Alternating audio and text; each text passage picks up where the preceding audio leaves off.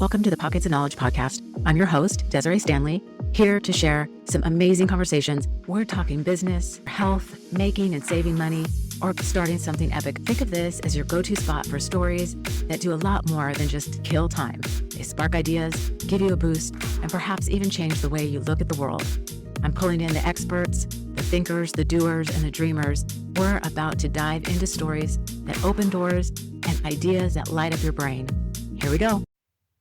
Welcome, everyone, to the Pockets of Knowledge podcast. I'm your host, Desiree Stanley, and with me today is my guest, Saoirse Nash. How are you today, Saoirse?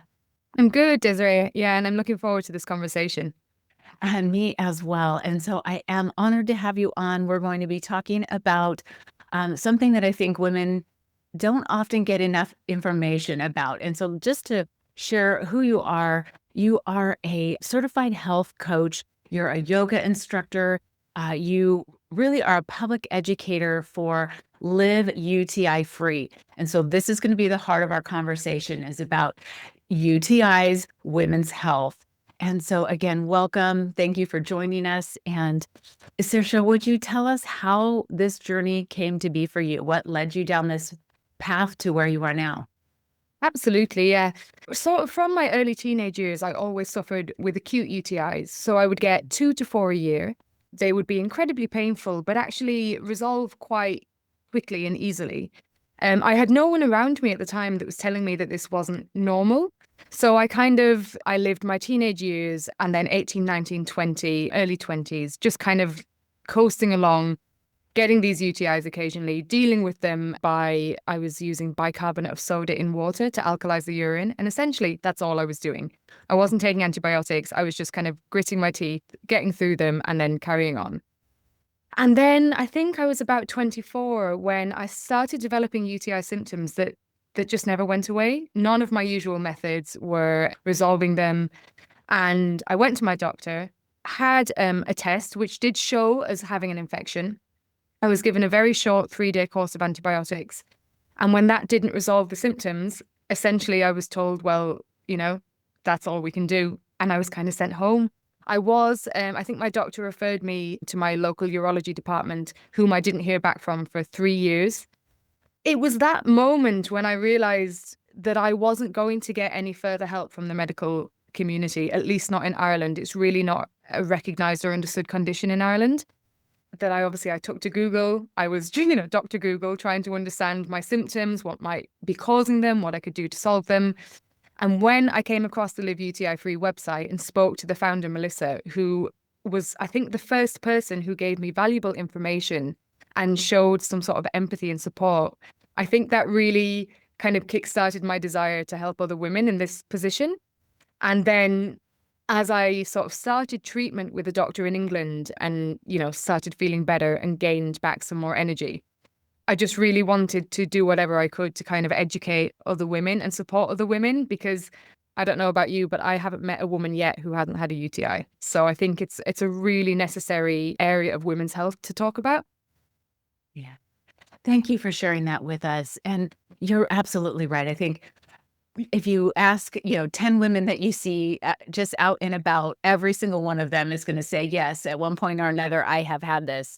And so not having the education or the resources around it, makes it very difficult to live your life, because you're, like you shared, you're just kind of like struggling through this, trying to figure out what's going to work to help you get to a point where you can just function again. And so now you are a educator for Live UTI Free, helping to educate women on ways to, resolve this and have better health. So let's talk about maybe gaps that you have seen in your experience in the testing and treatment of UTIs. Yes, so this is quite a big topic. So I suppose we'll start with the standard and the most easily accessible testing that you'll receive is the dipstick test or the standard urine culture, which is offered at your doctor's clinic. But these tests have been proven to be inaccurate 30 to 50% of the time. Now, that's a huge number, and it means that if you go to your GP and you get a false negative, essentially what do you do with that? Where do you go? So I think like it's so important that we have more accurate testing methods at point, like at your GP's clinic. There are companies absolutely that do advanced testing, more accurate testing, but of course these tests tend to be quite expensive, so that's not accessible to everyone as well. So there are a lot of blockades to women getting even like an accurate diagnosis before treatment. And then when it comes to treatment, so like I say, it's quite standard, at least it is in England and Ireland, for the treatment to be a short 3-day course of antibiotics. Now, we know as well that that's not really long enough to eradicate an infection. I don't know exactly what the literature says, but it's something like 10 to 14 days really would be the more appropriate treatment. But once again, this isn't actually offered.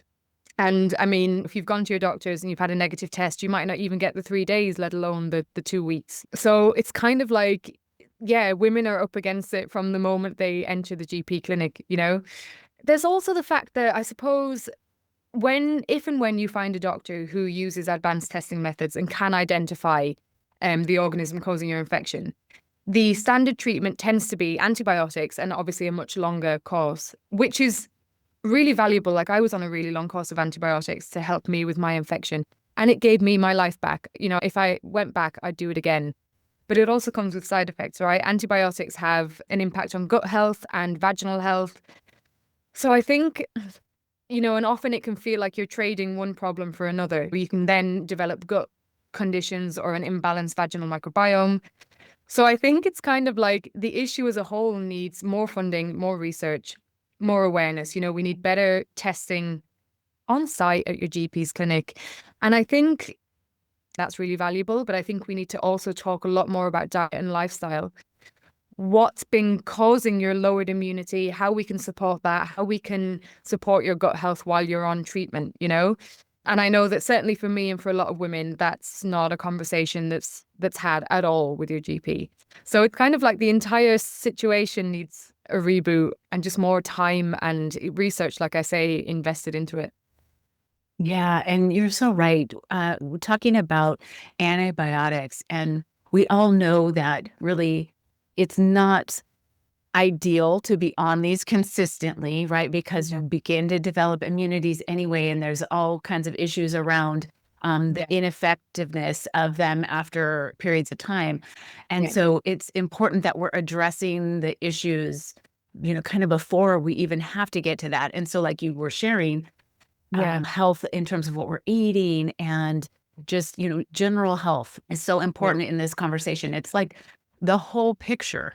You have to be looking at the whole picture. Yeah. And like you say, it's nutrition, exercise, it's lifestyle factors, it's psychological factors, stress, like it's well known that stress has an impact on gut health and immune function. So if that's not part of the conversation, then you can treat the symptoms. But if you don't treat the underlying cause or the underlying mechanism that's meaning that your body can't fight off this infection, then you'll likely never eradicate it or you'll succumb to symptoms again. So it's just, in my opinion, it's like you need a much more balanced approach. You need that conventional medicine sometimes. It's really, really necessary. But when you're looking at it from a long-term perspective, then you have to include diet and lifestyle. It's absolutely necessary.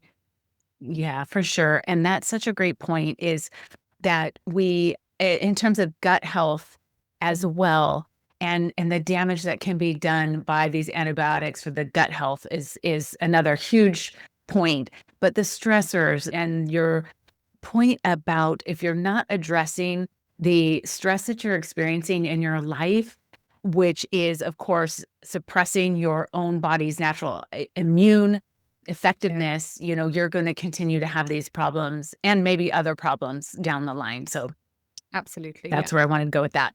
Okay. How can we begin to address this? And how are you working with Live UTI Free to help educate women on working on reducing stress, working on proper eating, stuff like that? Yeah, so public education is so important, and it's really, women's health has been like under-researched and over-stigmatized, and so there's no conversation going on. I mean, it's definitely getting a lot better with podcasts like this, and the conversation is starting to gain traction. But I think that's why it's so important to talk about these things so that women can start to understand what's normal and what isn't normal. And like say with Live UTI Free, there's a wealth of information. They have like an Instagram, a YouTube channel, a website. There are so many articles. There are interviews with clinicians. So there's a huge amount of education going on in that sense, and like really, really valuable sort of solid education. And so myself, like I'm a content creator for Live UTI Free. So I will create short form content, reels for Instagram. And then oftentimes I'll direct people back to the article on the website so they can read about that topic in more depth. But it just gets the conversation going. And I think it also like helps to destigmatize women's health. Like I say, it's kind of been hush hush for many, many, many years, centuries, really. We've never really been able to speak freely about women's health. So I think just showing up online and doing that allows women to feel like they can have conversations with their friends or even like commenting on the videos. Live UTI Free are really great as well for responding to comments and emails, so you can really start that conversation with them and get some valuable information.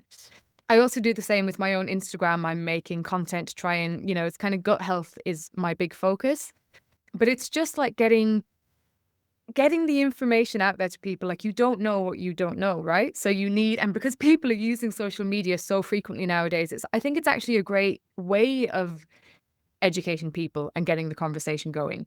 It does mean that, like I say, the content generally has to be quite short, it's short form content, but I just think it's so valuable to get those little like hints and tips and tricks out there to people.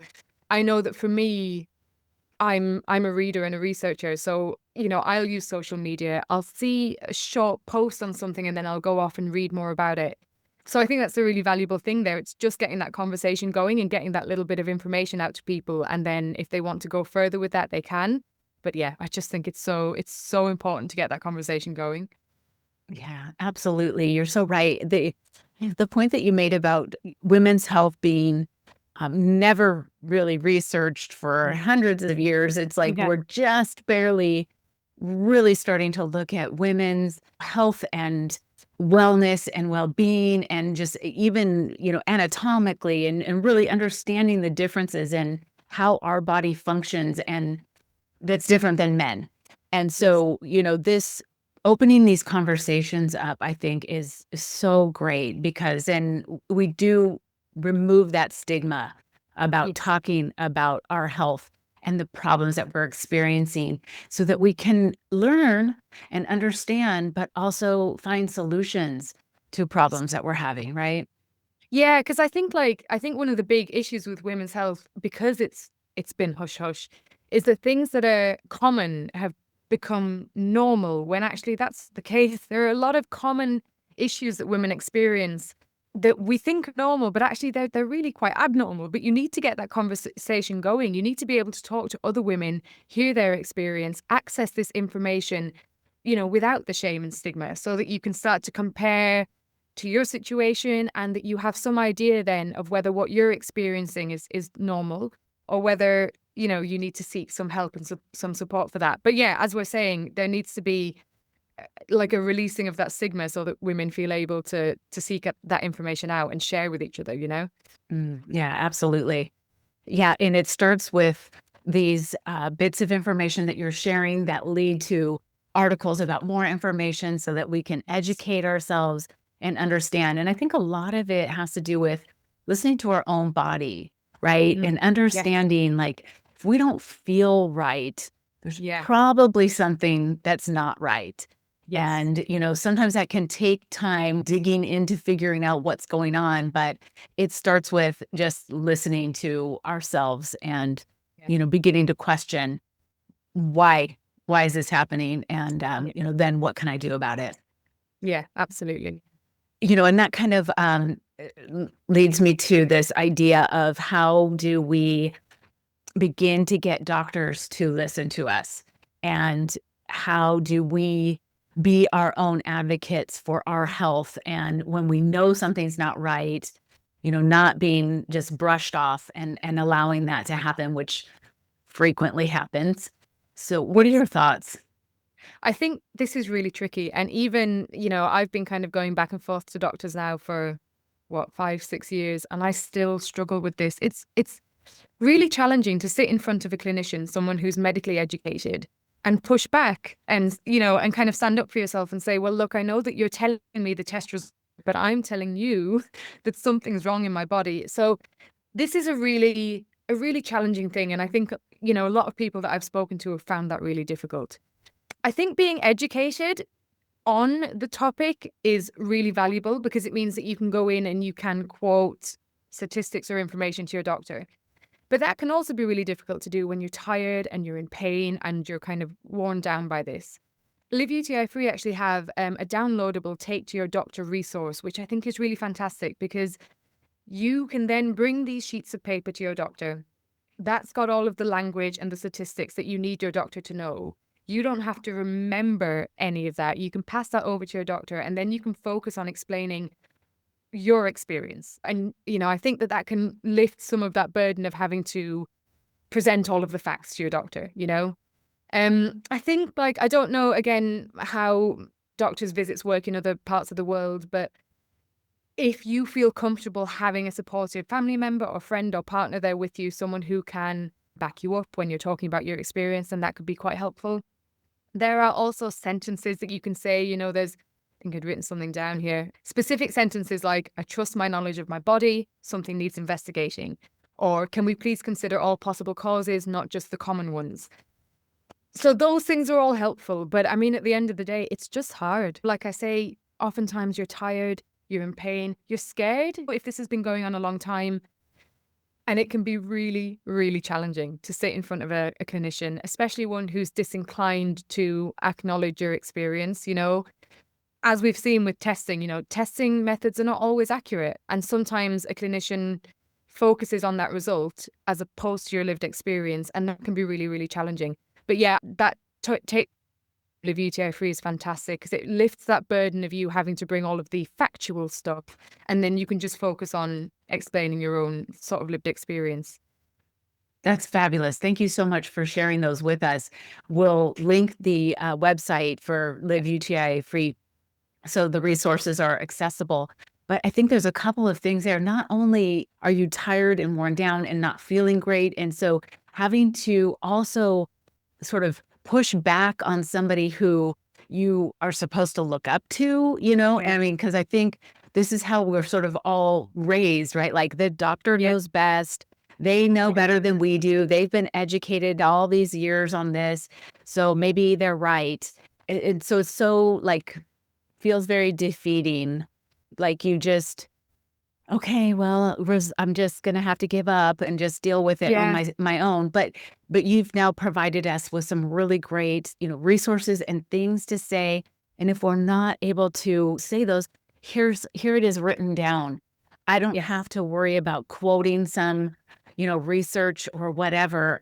Here's the information. And so that's just fantastic. I think it's a huge help for a lot of people who are very uncomfortable, trying to push back to, like these people who are an authority figure, if you will. Yeah, I think you also mentioned something that's actually a really, really important part of it, which is learning to trust yourself and your body.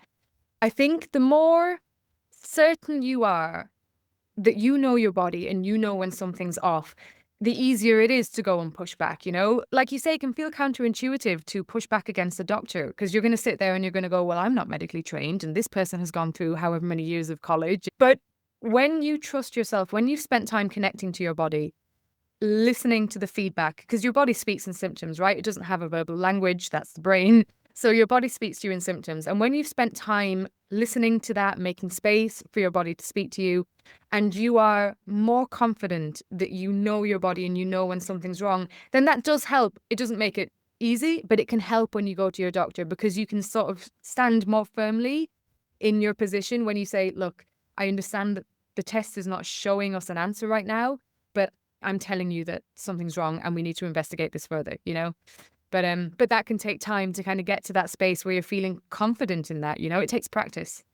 Yeah, 100%. I agree with that for sure. And this idea of, explaining also like your quality of life is diminished by this, right? This is the lived experience that you're having, right? Like I cannot go about my daily life as I wish to is probably something else to say, right? Because it's like, look, I've come to you for help. I'm not living my life the way I feel I should. My life is diminished because of what I'm experiencing. Like, can Yeah. we take some next steps and figure Yeah. out what's going on? So again, yeah, great that you've got those resources, and we'll link that. And I love Yes. those sentences too that you shared. It's, again, it's try to take the uncomfortable nature of these conversations and just make it as easy as possible so that you can get the help you need. Absolutely. Yeah. It's removing as many barriers as you can. Yes. So that's why, like we say, like those sentences and the resources, at least you're giving yourself the best chance at getting your point across in the appointment. Yeah. Yeah, absolutely. Okay, so can you share with us what are maybe some of the most common misconceptions that you experience in your life and in your work Mhm. around UTIs? Yeah. I think maybe the biggest one is that people think that they're normal, that they're to be expected. I actually had conversations with some women recently at a social event, and they were kind of talking about the occurrence of getting a UTI when you have a new sexual partner. All of them said that that's something they had experienced. All of them had viewed that as just normal. And I think, like, again, it's this kind of idea of women's health, things that are common being normalized. UTIs are the most common bacterial infection. So they are common and they are normal in that sense. But you shouldn't be experiencing UTIs regularly. You shouldn't be experiencing recurrent UTIs or chronic symptoms. But I think because they've become so normalized, that's like one of the biggest misconceptions. And it's a real barrier to women getting treatment because you don't even question that it's something to treat? So I think that's a really, really, really big one. I think another kind of a misconception is this idea that the course of antibiotics is the silver bullet and that will cure your symptoms. And this is pervasive, obviously, even in the medical community, and that's then poses a real threat to women that are in help. As I was saying, it's the most common bacterial infection. So why don't we acknowledge that and start treating it with the length of antibiotics that it needs to really eradicate those symptoms? And I was thinking about this. I think another really common one, and this sort of adds to the stigma around UTIs, is that a lot of women feel it's something to do with hygiene, that it's something to do with being dirty or it's a hygienic issue, when I would say the vast majority of the time, that's not the case. But when you believe that's the mechanism or that's the reason that you're experiencing this infection, that adds to the stigma. And then women are less likely to talk about it or to seek treatment. So, yeah, I think those are like the three really big misconceptions around this condition. And it really does, they kind of combine to stop women seeking treatment or to create treatment that's not going to be as effective? Yeah, absolutely. And I think you're so right. We having conversations with friends, if we're open enough to discuss it, talking about how it's happening frequently. So you think that, oh, this is just part of life. This is just part of how it's going to be, when Yeah. that's not really the case. And it doesn't need to be like that. It really probably shouldn't be like that. But understanding this is so important. And I think what you shared about the idea that it's a cleanliness issue, I think that's huge. One of the very first things doctors tell us is how we're supposed to, care for ourselves before and after intercourse and all of this stuff. And it's like, okay, is it really just like it's all on me? Like, this is all my fault, right? It's kind of Absolutely. like, that's how it sort of feels. Yeah, there's a lot of a really, really common thing that you hear from doctors or that patients have heard is teaching you how to wipe after you've been to the toilet, wipe front to back, which I would say most people know to do. But the implication when you go and you're presenting with these symptoms and that's what you hear, the implication is that it's your own fault, that it's a hygiene issue, and that this will fix it. And none of those things are really true? And then it just, like I say, adds to the stigma. And it's just a pervasive misconception. And it's really damaging women's health. Yeah. Well, thank you for sharing those with us. It's good to know so that we can begin then to dispel those misconceptions and understand what's really going on here. Yeah. So I think that's super important. Something that I think you talk about is some simple stress reducing techniques that we can use that will improve our bladder health. And so we talked about stress and its impact on what's happening with our body. And so how is this relating also to our bladder? Yeah, so when you're stressed, there's a whole load of things happening in the nervous system, you know. Everyone's heard like sympathetic nervous system activation, fight or flight mode. So when you're stressed, and as we know, stressors nowadays are no longer the bear coming to attack you. It's the traffic jam or the stressful job or the argument in your relationship. So when you're in that activated mode, there are hormones in your body that, like you mentioned earlier, like they're going towards helping you survive, which means they divert energy away from things like digestion and immunity and reproductive health. If you are chronically stressed, your digestive system is being sort of shut down on a daily basis. 80% of your immune cells live in your digestive system. So when your digestive system isn't functioning properly, your immunity is lowered, meaning that if some of those bacteria find their way into your bladder, you've possibly got less of a chance of fighting that infection. Then there's also things like when you're stressed, you tend to be tense. You know, your body tenses up, your muscles tense up. What seems to be really, really common for women is pelvic floor tension, you know, in response to stress. When your pelvic floor is tense, that's a really known trigger as well for like bladder issues, possibly not causing an infection, but sort of imitating bladder infection things like, you know, burning when you pee, things like that. Like on a physiological level, feeling stress and feeling chronically stressed has like some quite significant impacts on your ability to fight off an infection, your ability to digest well. And I think, yeah, there's no silver bullet, but it's really, really important to try and regulate your nervous system. I think one of the most valuable tools for this is breath work. I don't mean breath work in the sense, you know, if you have the time and the energy to go off and do like a really long session, that's great. But actually, one of the things that I found most helpful for me was incorporating deep belly breathing, diaphragmatic breathing, whenever I could remember to do that throughout the day. And it's great because you can do that anytime, anywhere. Nobody has to know you're doing that. But it's just really focusing on, and you know, to do this even when you're not feeling stressed, because it's just a little tool that helps keep your nervous system regulated. And it really is as simple as taking a moment, inhaling long and deep in through the nostrils, trying to get your belly to expand, maybe placing a hand on your belly and kind of connecting to that area. And then when you exhale, exhaling long and slow, that kind of helps to activate the parasympathetic nervous system, that rest and digest. And I think, you know, look, that's not going to cure your bladder problems, but if you can work on your response to the stressful events in your life, then it is really supportive to general health. And like I say, look, it's not going to bladder issues, but it hopefully will help to relax the pelvic floor as well, alongside other pelvic floor exercises that you could do with a clinician. And just looking after your digestive and therefore your immune function. And that gives you the best chance to fight off any infection, bladder or otherwise, you know? Oh, yeah, that's fantastic. Great information. Thank you for sharing that. And the idea of those deep belly breaths. I've Mm, had a number of guests who've talked about, that full and deep breath, yeah. not just that upper, chest breathing, but really getting into the lower belly so that your diaphragm is really, getting involved in that. And that exhale is such a huge part of this. And this idea that your body is when you're breathing at that level and that depth and your exhale is that long, your body realizes, well, I'm not in trouble. Yes, exactly. So Yeah. I'm okay. And, if you can do that regularly, like you shared, it's something nobody would even know you're doing. So you could be Yeah. anywhere and stopping and doing that to just continue to improve your overall health and Yeah. well-being and sense of calm and just kind of reducing those everyday stress Yeah. things that we're feeling. And especially in the times that we're in, it's been very, very stressful. Yes. So it's Absolutely. yeah, it's incredibly easy to forget some of these simple tools that can really make a difference in how we feel. Yeah. Like we're saying, you know, it's multifaceted. Healing is multifaceted. So if you work solely on nutrition but not on stress, then you're not healing to your best. But it's the same. You can't work solely on stress and then not work on your nutrition.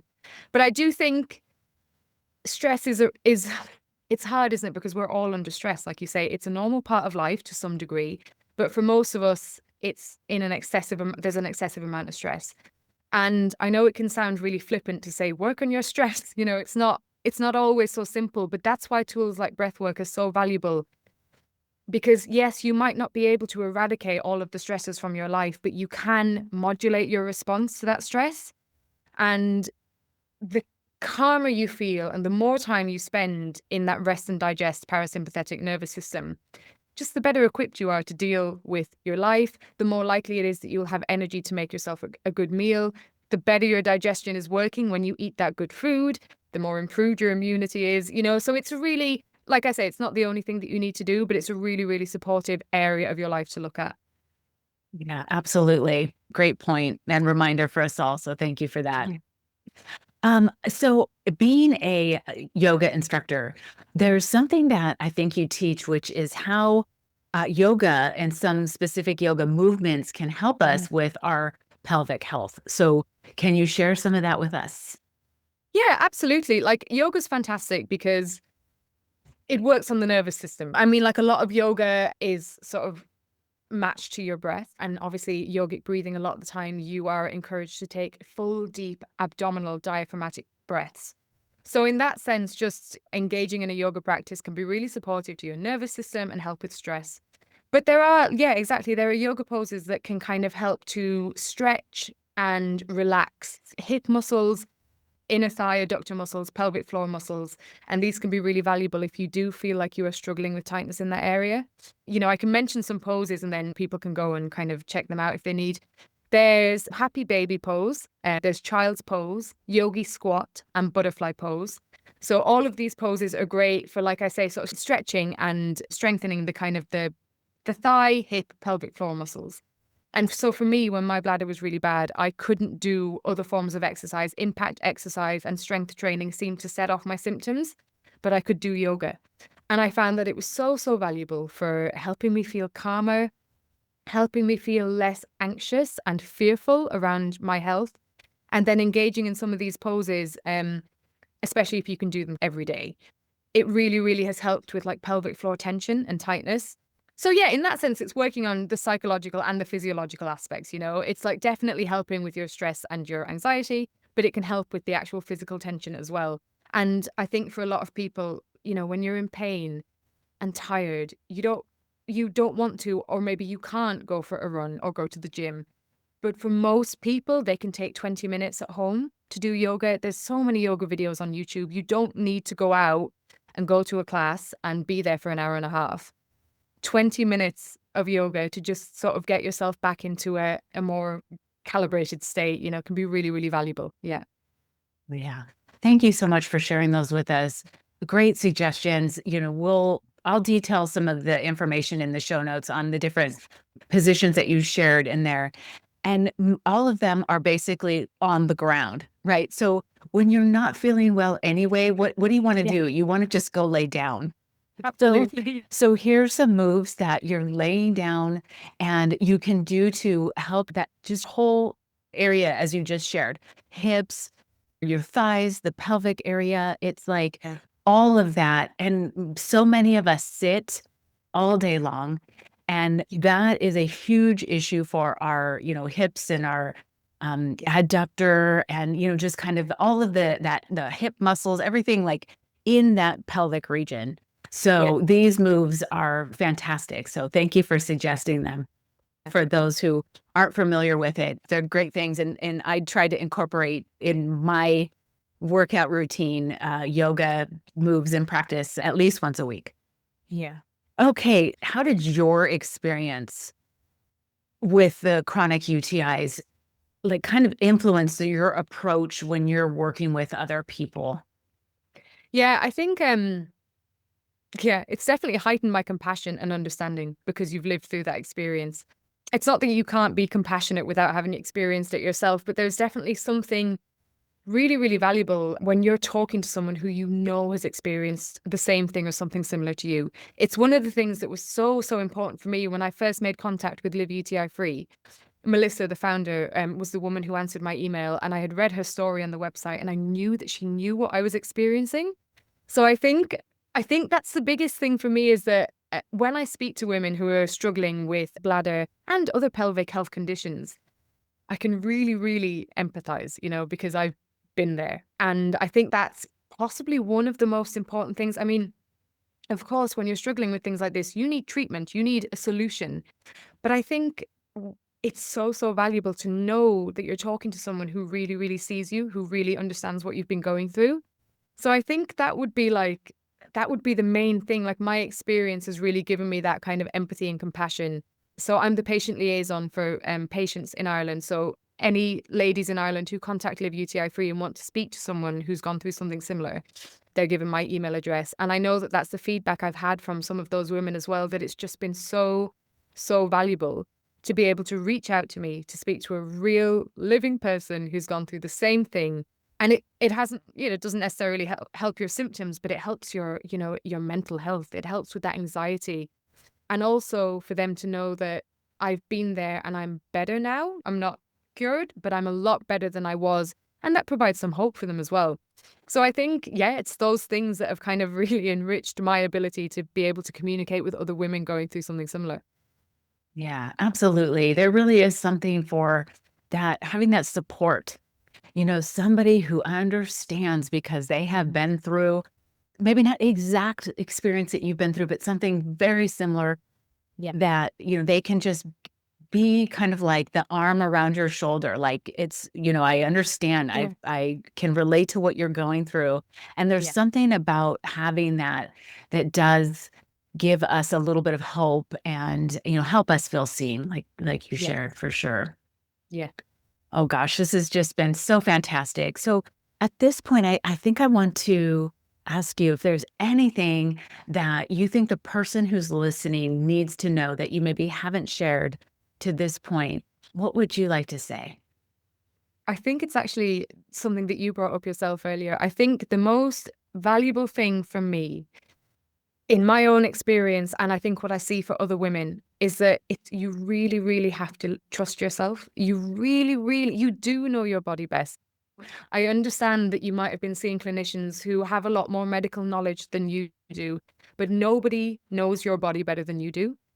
I think, whether you're currently experiencing, a health condition or not, taking time in your life, especially through things like yoga or meditation or that really, really relaxed breath work, taking the time to start tuning into your body, listening to the feedback, listening to what it's trying to tell you, I think is so, so valuable. And that really, like we were saying, it informs your ability to be able to stand up for yourself when you need to.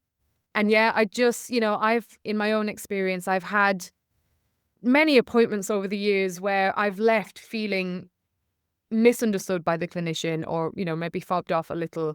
And I think the really, really valuable thing over the years that I've started to hone is that confidence in myself, in that I know my body, I know what's right and what's wrong, what should and what shouldn't be. And I think that that's just so important. And like I say, whether you're currently feeling your best or not, even if you're feeling, it's great to hone that connection anyway. But especially if you're not feeling well, it just provides you with that little bit more confidence to try and deal with it and to get that treatment. Yeah. Yeah, excellent. Great reminder for us all to tune into what our body is telling us. And whether we're feeling fantastic or we're feeling terrible, we need to understand what's like normal for us, right? And I'm air Yeah. quotes, what our body typically does. And when something is not typical for us, we need to recognize that and then use that as kind of our strength, if you will, to say, this is not right for me. This is not how I am typically. Yeah. And yeah, so great reminder. Mm. Oh gosh. Oh, this has been so wonderful. Thank you so much for sharing all of this with us. Is there any books or podcasts that you want to suggest for the listeners to check out that you think have been beneficial or helpful? Yes, absolutely. There's so many. But we could start with things like Hormone Intelligence by Dr. Aviva Rom. That's absolutely fantastic for women of all ages to really understand, like, what's at play in your body hormonally. There's a book actually called Is This Normal by Dr. Jolene Brighton, which is absolutely fantastic. She goes into all the nitty gritty of all the sorts of questions that you might have thought but not felt comfortable to ask. So that's actually a really fantastic place to start to kind of peruse that book and just get some answers immediately from that book as to what's normal and what isn't. But I love books like The Body Keeps the Score and then also The Body Says No, written by two separate authors. But they're really fantastic at sort of highlighting how your psychological health impacts your physiological health. And I think that is really, really necessary. We have very segmented healthcare. You know, you get sent to one place for this thing and another place for that thing. But like we've been talking, you know, in this whole conversation, I think bringing the mind and body together, acknowledging that they influence each other and listening to what they're both telling you is so important. And those two books are really great for kind of highlighting how the mind and body play off each other. So I think those are definitely like a really, really valuable four. Wonderful. Very good suggestions. The Body Keeps a Score has been recommended before. So, yeah, absolutely good resource. And The Body Says No, that's a good one I had not heard of yet. So, I will detail all that information in the show notes so the listeners can easily find. So, thank you very much for those recommendations. Again, just having resources, ways that we can educate ourselves and begin to understand, it makes such a difference in how we can proceed going Yeah. forward in our lives. So yeah, good stuff. Absolutely. Okay, Saoirse, is there a way that the listeners can find you? Let's share Live UTI Free's website, your social media, anything that you would like to share. So if the listeners want to reach out, find out, more information, how would they do that? Absolutely, yeah. So Live UTI Free, there's so many resources. They have an Instagram page, which is fab. We share a lot of educational content on there. But their website and their YouTube is amazing. Like I was saying, there's so many really in-depth articles on the website. The YouTube is fantastic because Melissa interviews other clinicians and experts in the general field of women's health, so pelvic health, women's health.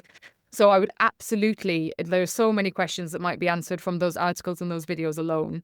I have an Instagram page. It's the.wholehealthcoach on Instagram. I also share educational content on general health, gut health, women's health. And I'm more than happy to answer questions if anyone reached out. So, yeah. Oh, beautiful. I will include all the details in the show notes so the listeners can easily find because those resources are just tremendous. So I absolutely want to make sure that the listeners can find it. So thank you again so much for coming on the show and sharing all of this wonderful knowledge with us so that we can improve our health and our lives going forward. So thank you again. Yeah, it was fantastic. I really enjoyed the conversation. Thank you. Excellent. Well, we'll talk more soon. Bye.